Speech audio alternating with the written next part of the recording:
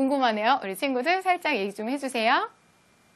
실험을 하기 전에 시험에 필요한 약 종류의 선택을 위해서 시장 조사를 결정했어요. 약국에 들어가기 전까지 창피하고 부끄러운 마음도 들었는데 약사 선생님들께서 친절히 답변해 주셔서 나중에는 자신감도 생겼던 것 같습니다. 시장 조사를 하면서 느낀 건데 약국마다 추천해 주시는 약들이 대부분 비슷했어요. 이 점이 시험에 필요한 약 종류를 선택하는 데에도 큰 도움이 됐습니다.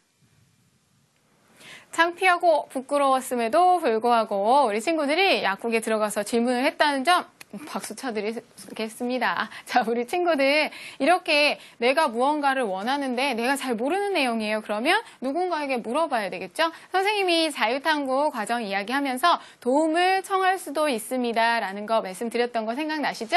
무조건 처음부터 끝까지 다 해주세요가 아니라 중간에 내가 도저히 안 되는 거 도움을 청할 수 있겠죠. 약의 종류와 약의 효능 등은 우리가 사용 설명서를 보면 알 수도 있지만 사실 그 사용 설명서 선생님이 쭉 펴보면 뭐야, 내가 모르는 말이 너무너무 많다라는 생각만 듭니다. 너무 어렵거든요. 그래서 우리는 약사분들에게 질문을 할 수가 있는 거죠. 물론 우리 친구들이 약국에 가서 약사분들에게 하루 종일 매달려서 이거는 뭐예요, 이거는 뭐예요 하면 혼나지만 정말 중요한 내용, 제가 이러이러해서 자유탐구를 하는데 조금만 도와주세요 라고 사전에 양해를 구하고 질문을 하시면 분명히 처음부터 끝까지 자세하게 알려주실 거라 믿고요. 여러분들도 주변에 도움을 청해야 할 일이 있다면 이런 방법을 꼭 사용을 해서 도움을 청해 보시기 바랍니다. 자, 이렇게 우리 친구들이 여러 가지 소화제를 가지고 실험을 하는데 그 와중에 매실액기스를 가지고 실험을 한 내용도 있거든요. 자, 우리 주변에 매실액기스 말고도요.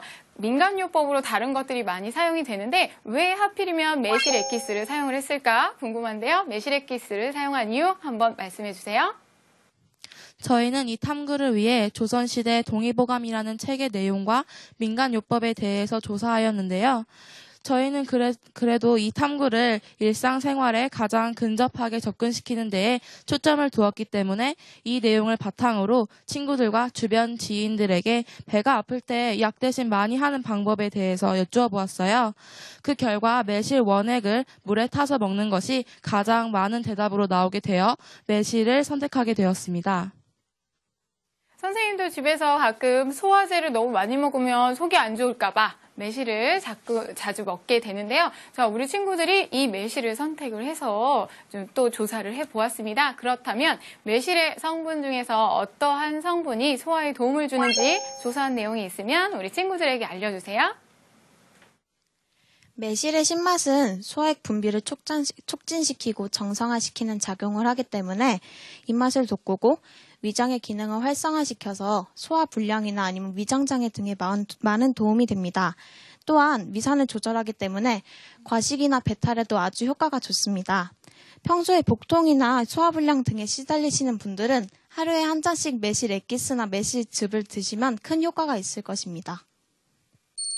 자, 우리 친구가 아주 좋은 정보를 제공해줬죠? 복통에 시달리는 분들은 매실액기스를 하루에 한 잔 정도 드셔보시래요. 실제로 매실이요, 약은 아니잖아요. 사실 양약 같은 경우는 매일매일 먹으면 우리 몸에 좋지 않은 효과를 일으킬 수도 있지만 매실액 같은 경우는 상관이 없으니까 한번 먹어보는 것도 괜찮겠죠? 근데 우리 친구들이 이러한 매실액기스 자체에 초점을 맞춰서 실험하고 자유탐구 주제를 선정을 한 건 아니지만 이 이야기를 선생님이 굳이 한 이유가 있습니다. 우리 주변에는요, 이런 매실액기스 말고도 민간요법이 참 많아요. 우리나라는 그거 정말 많은 것 같죠? 이런 민간요법 중에서 여러분들이 자유탐구 주제로 선택하면 어떨까 하는 생각에서 살짝 힌트 드리기 위해 말씀을 드려봤고요. 자, 우리 친구들은 이 자유탐구를 하면서 소화가 잘 되는지 안 되는지를 확인해봤습니다. 어떤 방식으로 확인했을까? 이것도 중학교 2학년 영양소의 소화 과정에서 나오거든요. 잠깐 살펴보고 넘어가 보도록 할게요.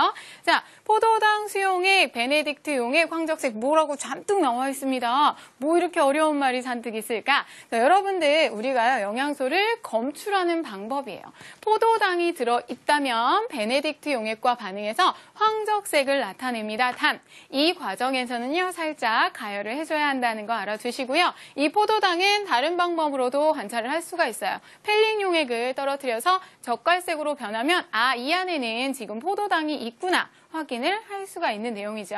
다음, 녹말은요, 묽은 요드, 요두와 칼륨 용액을 가지고 실험을 할 수도 있습니다. 자, 이 과정에서는 녹말이 반응을 하게 되면 청람색으로 바뀌게 돼요. 청람색으로 바뀌고요. 다음, 지방은 수단3 용액을 가지고 확인을 하는데 지방이 있을 때는요, 어떻게 나타나? 선홍색으로 나타나게 됩니다. 근데 이렇게 선홍색으로 나타나는데 문제는요, 지방이라는 게 물과 잘 섞이지 않겠죠? 그래서 에테르나 벤젠을 녹여서 실험을 해주셔야 하고요. 마지막으로 단백질 수용액은 5% 수산화 나트륨 용액과 1% 황산구리 용액을 섞어 놓은 용액으로 검출을 합니다. 그러면 색깔이 보라색으로 나타나요. 그래서 이러한 색깔 변화를 보고 우리 친구들은 지금 이 영양소가 소화가 되었구나 안 되었구나를 판단을 하는 거죠.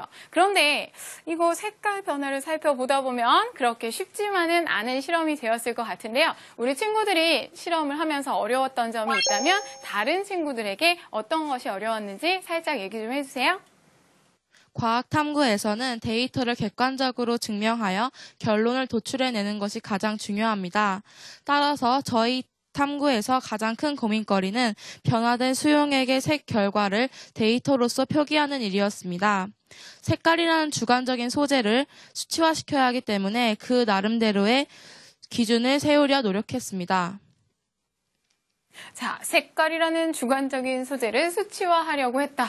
되게 어려운 말인데 잘 얘기하고 있죠. 자, 우리 친구들 사람의 눈으로 보는 거니까 색깔 자체가 사실은 보는 사람마다 약간 차이가 있습니다. 신호등을 봐도요, 선생님은 초록색인데 사람들은 다 파란색이라고 하죠. 이런 것처럼 약간 객관적이기 때문에 우리 친구들이 수치화할 때요, 어떻게 수치화를 했는지 다른 친구들에게 소개 좀 해주세요. 실제로도 변화된 수용액의 색깔을 표기하는 것이 가장 힘들었는데요. 그 문제를 위해 저희는 오직 한 사람만이 변화된 수용액의 색깔을 표시하기로 하였습니다. 그 역할을 바로 제가 담당하였습니다. 친구들에게 의견을 물어보니 여러 다양한 의견이 나와서 오직 제 기준으로 수용액의